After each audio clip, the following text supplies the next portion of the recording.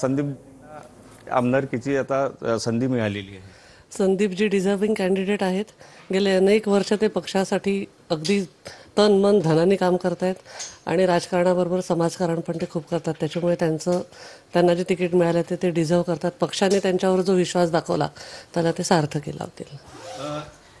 पदवीधर मतदारसंघामध्ये संदीपजींनी निवडणूक लढवली होती, मात्र त्या ठिकाणी पराजय झाला। त्यानंतर कार्यकर्त्यांमध्ये मोठी नाराजी होती, कुठेतरी तीच नाराजी भरून निघाली असं? नाराजी नाही आहे, ते ॲक्च्युली ते इतक्या वेळेवर तिकीट मिळालं होतं की आम्हाला तयारीला वेळच कमी पडला आणि नाराजी राजकारणात अप्स अँड डाऊन्स होतच राहतात, पण जे होतं ते चांगल्या करतात। आता आमदार संदीप जोशी असे प्रकारची पाठी घराला लागणार आहे, काय वातावरण आहे घरामध्ये, काय वातावरण आहे एकंदर? घरात खूप आनंदाचं वातावरण, कारण त्याचे वडील पण आमदार होते।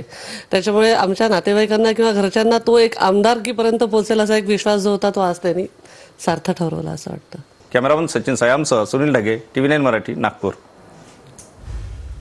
तर विधान परिषदेसाठी भाजपची 3 नावं निश्चित झाली आहे, जाहीर करण्यात आली आहे। संदीप जोशी हे नागपूरचे माजी महापौर राहिलेले आहेत।